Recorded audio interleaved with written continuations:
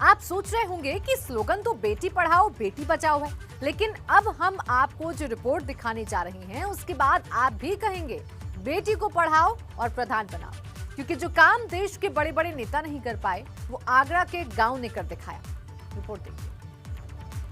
हमें बनाया है, ठीक है, तो मेरा ये नहीं है कि मैं आपका सम्मान नहीं कर रही हूँ, लेकिन मैं आपसे हाथ जोड़ के कह रही हूँ कि ये आपकी बस की बात नहीं है। विकास अब दादागिरी से नहीं होगा।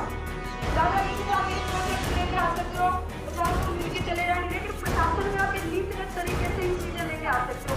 आपने कभी न वोट न कोई खर्चा और न कोई पर्चा। लग रहा होगा, लेकिन यहाँ बहुत प्रधान बैठे हैं। ये आगरा के ब्लॉक जैतपुर का बड़ा गांव, जहां सर्व समाज ने महिला सशक्तिकरण की ऐसी तस्वीर पेश की है जो न सिर्फ पूरे आगरा जनपद के लिए बल्कि पूरे प्रदेश और देश के लिए नई मिसाल बन गया है।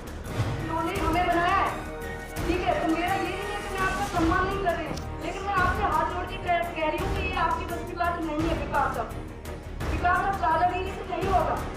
दादागिरी से आप एक प्रोजेक्ट लेके आ सकते हो, 50 लोग मिलके चले जाएंगे, लेकिन प्रशासन में आप एक नीतिगत तरीके से इन चीजें लेके आ सकते हो। क्योंकि इस गांव में कई ग्रामीण पंचायत चुनाव की तैयारी कर रहे थे।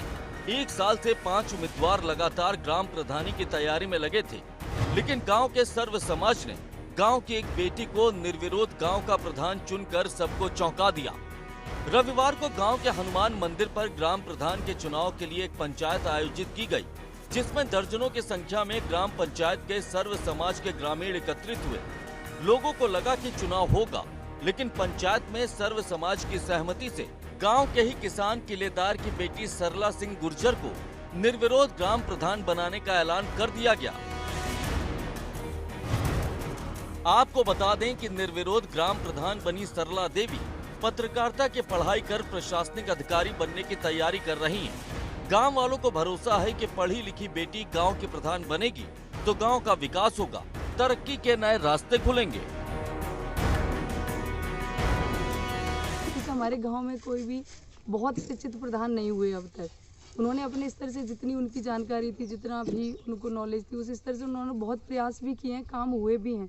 बट जिस लेवल का आज होना चाहिए, आज जो ज़रूरतें हैं, तो वो शिक्षित ना होने के कारण बहुत सारी चीज़ों तक उनकी पहुंच ही नहीं बन पाई। जैसे 1 लाख योजना हिंदुस्तान में अलग अलग राज्य सरकारों और सेंट्रल गवर्नमेंट की तरफ से, सांसद और विधायक निधि से और प्रधान की निधि से भी आ रही हैं, तो चूँकि जानकारी का अभाव होने के कारण वो लोगों तक नहीं पहुंची हैं, लोगों के खाते तक नहीं खुले हैं अभी। मतलब अगर मैं पढ़ी लिखी हूँ तो मुझे इसमें पार्टिसिपेट करना चाहिए और मेरे माध्यम से जितना भी एक हो पाएगा मैं पूरा करने की कोशिश करूंगी।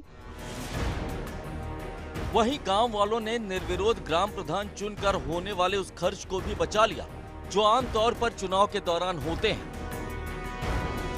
जात के बारे में ये है कि मतलब हम तो चाह रहे हैं, मतलब इसी वजह से हमने मतलब पंचायत जोड़ के और भी पंचायत जोड़ के इसी वजह से हमने वो लड़की मतलब चुनी है। और जो खर्चा होगा तो वो खर्चा गवर्नमेंट हमको दे, मतलब तो हम अपनी ग्राम समाज में लगाएं और उससे मतलब कोई वो उन्नति करें। लेकिन सवाल सिर्फ इतना नहीं है कि एक गांव ने एक लड़की को निर्विरोध प्रधान चुन लिया। सवाल इससे कहीं ज्यादा बड़ा है, क्योंकि ये उस दौर में हुआ जब संसद में महिला आरक्षण का बिल 2010 से लटका पड़ा है। और उससे भी बड़ी बात यह है कि जो इच्छा शक्ति देश के बड़े बड़े नेता नहीं दिखा पाए, वो आगरा के एक गांव में ग्रामीणों ने अपनी बेटी को आगे बढ़ाकर दिखा दिया। सच यही है कि महिलाओं को आगे बढ़ाना है तो ये सिर्फ कहने से नहीं चलेगा। अगर सच में महिलाओं को सशक्त बनाना है और आगे बढ़ाना है तो आगरा के जैतपुर के बड़े गाँव के लोगों जैसी इच्छा शक्ति दिखानी होगी। Bureau report, ABP Ganga. कह रही हूँ कि ये आपकी बस की बात नहीं है। विकास अब दादागिरी से नहीं होगा। दादागिरी से आप एक प्रोजेक्ट लेके आ सकते हो, 50 लोग मिलके चले जाएंगे, लेकिन प्रशासन में आप एक नीतिगत तरीके से इन चीजें लेके आ सकते हो।